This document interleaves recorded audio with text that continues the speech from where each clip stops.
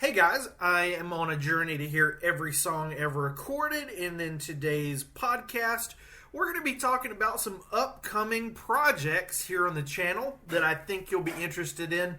I want to hear all the songs that have ever existed, but Green Day hold a special place in my heart, and we've got a lot of Green Day ideas coming up on the channel, and I wanted to share those here with you in this podcast, and maybe get your feedback on how cool or how lame some of these ideas could be. I personally think they're all pretty darn good, but they might need a little bit of workshopping, and I'm just going to put you to work and make you do the work instead of myself.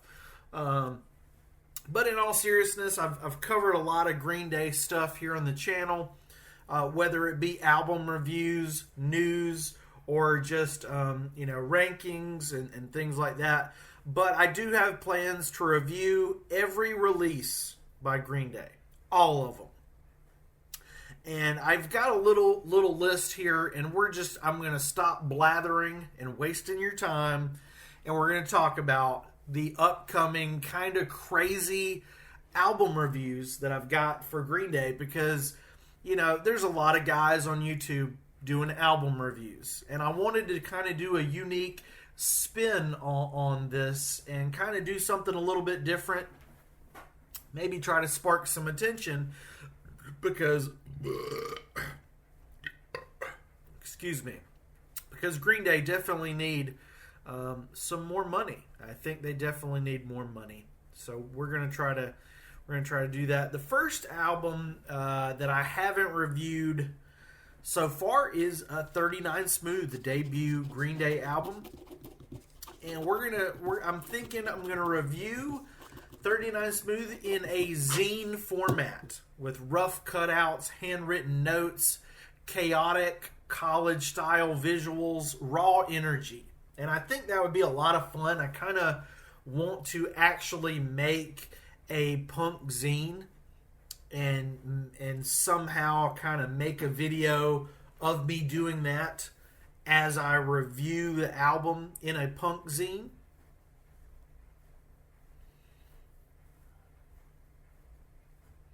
Okay, we're still going. So next up is going to be Kerplunk, and it's going to be a time capsule. It's going to be a lost 1991 punk zine review from the 1991 underground punk zine, where we treat Kerplunk like an unknown indie album just hitting the scene. We could do grungy, handwritten things kind of like the 39 Smooth one. So those are kind of ideas for the old school stuff, the old school albums. On Shenanigans, which doesn't get enough love, the songs on Shenanigans could be literal superpowers, a Green Day comic book universe. It's not an album. Shenanigans is not an album, but a set of abilities granted to anyone who listens. Each song could give the listener a different power, but only for the duration of the track. Espionage could give you super spy mode, like you can disappear in suspicious situations. Haha, you're dead. Gives instant karma activation. Everyone who wronged you suddenly stubs their toe. Suffocate has air manipulation. Only in punk clubs, of course. But you review the album. I'm going to review the album by testing out each song's superpower and analyzing how effective they are in everyday life. Bonus, we could create fake superhero profiles for each song, complete with weaknesses, lore, and your own special moves. All right, what have we got here? We got the international super hits, of course. And we could have it written as an actual international super hit billboard advertisement. This one might need a little bit of workshopping. The idea is, what if Green Day advertised their greatest hits collections with absurd corporate marketing techniques, like with fake testimonials in the video. Like, after listening to Hitching a Ride, my crops grew overnight. And stuff like that. There could be like fake statistics, like studies show that 99.9% of people who listen to Green Day immediately attempt to skateboard. We could pretend that this album is like a life-changing miracle product, complete with side effects and guarantees. Satisfaction guaranteed to you. Believe it or not, I have not reviewed 21st Century Breakdown here on the channel. And with an album so full of characters, we could do like a character study between Gloria and Christian. More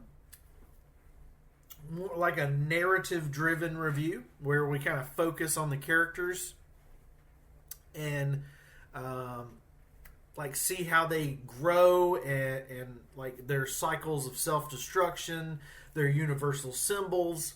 Do they reflect Jilly Bo Legweek's experiences, or do they experience their owns? Their owns, yes, that's what I said. And always had the idea, like, what is the narrative of that freaking album, right? It's really hard to pin down. I would love to explore that a little bit more. On Uno, as we get farther into the band's catalog, with Uno, the crazy random idea I had for Uno is review it as a high-stakes reality TV dating show. Where each song gets like a personality profile. Like, hey, I'm Phil for you. I'm fast. I'm quirky. I'm here to sweep you off your feet and maybe piss the bed. Dramatic eliminations for each song. Like, sorry, Sweet 16. Didn't quite cut it. You're eliminated. You're fired. You're fired. And it's going to be great. And then the winner, the best track of the album, could be revealed as this goes on. I could be like a ridiculous host with like the most dramatic reality TV show ever for Uno. I think that would be funny. With Dose, it kind of the same thing, but a late night infomercial for totally useless products, and kind of pick fun at Dose. What we've got some more albums, right? But let's see. With Dose, did I have any more? I listened to Dose and suddenly I woke up in a dive bar in Reno. Ever wanted your night life to feel like a fever dream? Just press play. You guys heard about that Aerosmith drama? Oh, whoa. All right, and let's see. We got a little bit. Let's see. I've still got some. I gotta form these into solid scripts. But Trey, the album Trey. Billy Joe likes soap operas. He's always wanted to be in soap operas. He hates being in a rock band. And Trey, we could review it as a very dramatic, over-the-top soap opera. It's a reflective and emotional album, but it's kind of the script of a long-running soap opera, if you think about it. You got the plot twist, the betrayals, the heartbreak. I've got a little bit of a skit where, like, Billy Joe stares longingly into the sunset and whispers, "My heart is restless." With Restless Heart Syndrome kind of playing. I can't play it in a YouTube video, but the lovers walk away as drama queen swells. Tears fall, doors slam. Trey Cool dramatically throws his drumsticks on the ground. The cliffhanger, The Forgotten, plays as the camera zooms out on an empty stage. Has Green Day moved on, or will they return for one last encore of Good Riddance, of course? So, what other Green Day albums? So I think that would give me, there are some other live albums which I could do ideas like that for. Revolution Radio, I've just got this little one note for Revolution Radio. Get a mood ring to add to my review. So I could put a mood ring on and listen to the songs on Revolution Radio and see where my soul ends up as I listen to Revolution Radio. That's kind of simple and sweet. And we've got, I was talking about live albums and EPs and some lesser known things like that.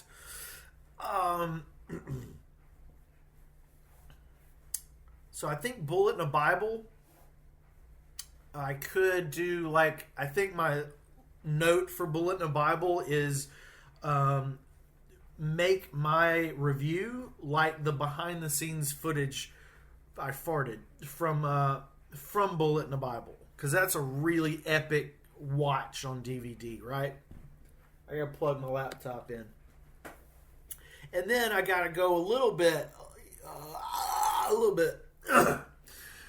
We gotta talk about Father of All ... And it's an idea that's come up. Some of these are going to be traded out for the different albums, and you guys can let me know which idea would be better for each album. But Infomercial Madness for Father of All. Are you tired of the thoughtful, lyrically deep punk rock? Well, say goodbye to new wants and hello to Follow TM, the only album guaranteed to make you feel bad, like you just inhaled a confetti cannon full of energy drinks. But yeah, that's kind of stuff that's coming up on the channel. I think I've been working hard on the Warning album review. Did we even talk about it? We're going to break down the sonic and lyrical elements that make their most classic rocky leaning album, why it sounds like that. And we're going to kind of pick apart the very specific songs that Billy Joe kind of... he didn't rip them off, but he was inspired heavily, right? Like Deadbeat Holiday, Minority, all those songs sound like you can find a 60s song that sounds just like all those. And there's a lot of the Kinks, there's a lot of the Bob Dylan, and there's a lot of Beatles. Not the Beatles. But those are some ideas that I had for my upcoming Green Day album reviews. I hope you have some suggestions, like throw all these ideas in the trash and start over. It's just not working. The one that is in the process of being made or being written right now is Warning. So if you have any spectacular ideas about Green Day's Warning, let me know in the comments, because that one, it's still got a long way to go. But lots of Green Day content, lots of other bands that I want to talk about as well. This is not just a Green Day channel, but they are the gold standard when it comes to music. Obviously, you know that. So yeah, just throw out your ideas. You can throw out ideas for anything you want me to do on the channel. I'm going to do it. I'm still doing comments. When you guys comment stuff, I'll do your idea for free right now. Okay, I am going to have to eventually charge, because I'm almost at 3,000 subscribers, man. And this warm and welcome Goose Creek candle, that stuff doesn't come cheap from Walmart. I'm living large over here, shopping great value, brand only, and that's the podcast.